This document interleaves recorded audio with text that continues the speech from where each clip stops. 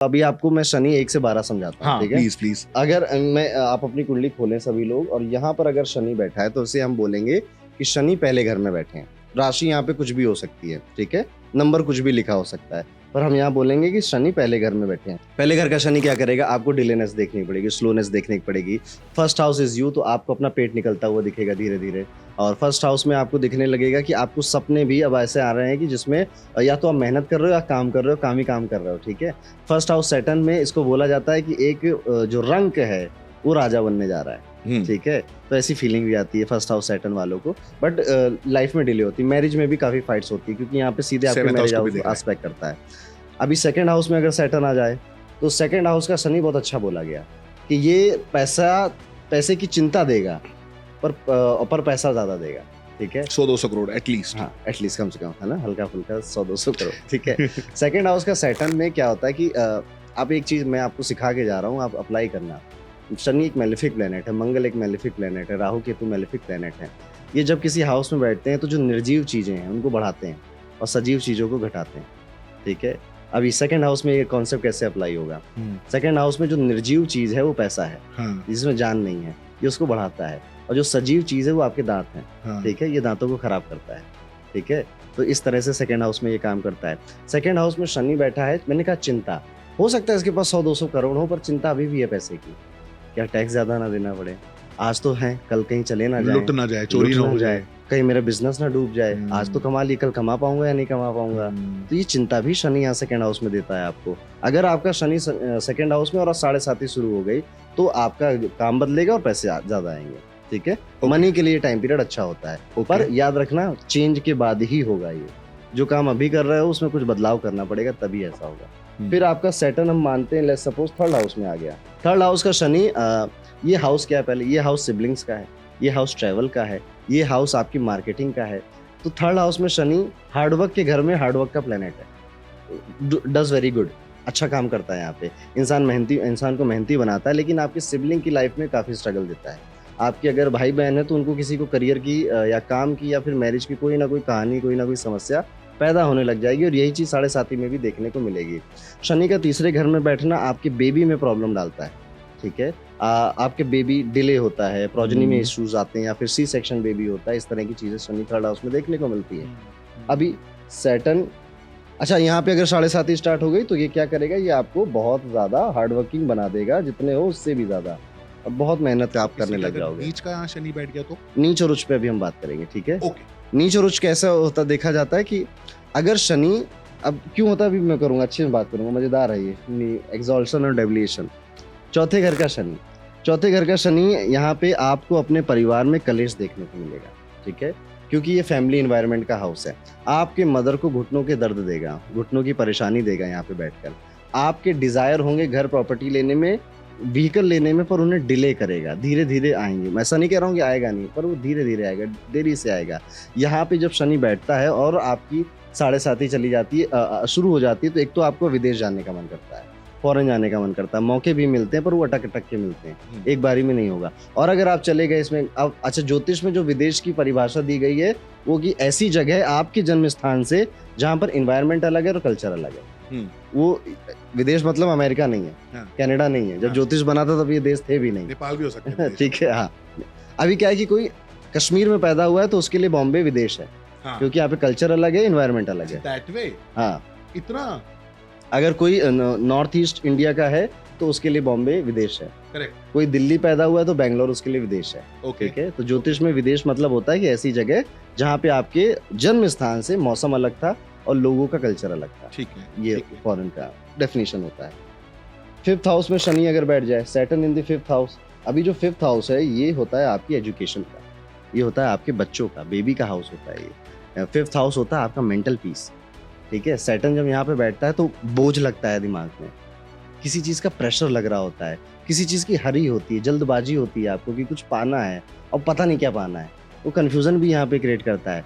Progeny में problem करता है, ये अगर इस टाइम पीरियड में 7.5 चल रही है तो प्रोजेनी में प्रॉब्लम आ जाती है आपको, और एजुकेशन ब्रेक कर देता है। शनि 5वें घर में बैठकर 16 से 18 साल में या तो स्कूल चेंज हुआ होता है या फेल हुआ होता है व्यक्ति। कुछ ना कुछ एक कहानी होती है 16 से 18 साल में, अगर ये यहाँ पे बैठा है। अभी आपके सैटर्न अगर 6th हाउस में बैठ जाए, जहाँ बैठा शनि वहाँ पे रोना धोना है। तो छठे घर में आप अपनी जॉब का रोना धोना करोगे, ठीक है, कि बॉस नहीं अच्छा मिला, ठीक है, जॉब चेंज करनी है।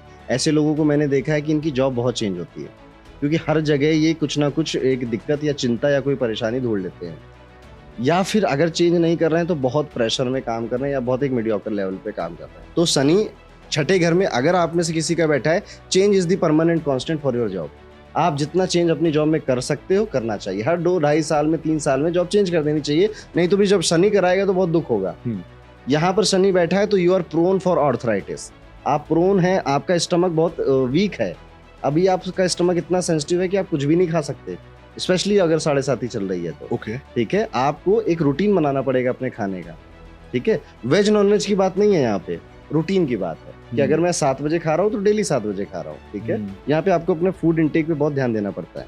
अगर 7th हाउस में यहाँ पे शनि बैठ जाए तो क्या होगा? शनि इन 7th हाउस, आपको चिंता अपनी मैरिज की है, लड़ाई झगड़े अपनी शादी में है। शनि डिले का भी कारक है, तो शादी बहुत बार डिले होती है।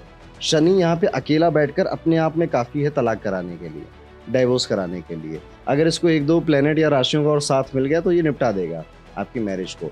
तो क्योंकि ये दुख का देवता बोला गया, Saturn is a god of pain, तो आपको मैरिज का पेन देगा।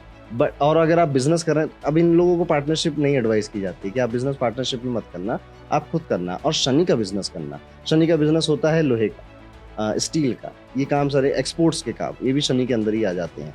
ऐसे काम आप करना। रेफ्रिजरेटर का काम शनि का होता है। कैमरा का काम इस होगा शनि ना, वो राहु है, ठीक है।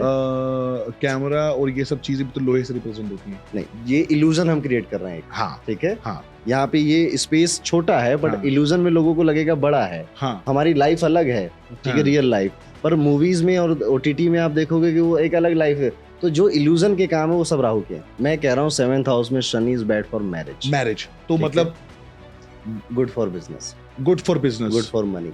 यहाँ पे बैठा व्यक्ति अगर व्यापार करता है तो स्लो एंड स्टडी लगा रहता है अपने व्यापार में और उसको आगे बढ़ा, इसके अंदर पेशेंस है बिजनेस को आगे ले मेरा जाने का। 7वें घर का शनि है, मैं ठीक है। इसलिए पूछ रहा हूँ। ठीक है। मेरी मम्मी यहीं बैठी सुन रही होगी शादी के बारे में, हम्म, ठीक है। ओके। शनि जब भी, शनि क्या, कोई भी प्लेनेट जब 9 नंबर में या 12 नंबर में बैठता है तो गुरु के सामने सब नतमस्तक हो जाते हैं, सब सर झुकाते हैं। मेरा शनि भी 12 नंबर में बैठा है, क्या बात है। तो बहुत परेशान नहीं करता है, हाँ। ठीक है।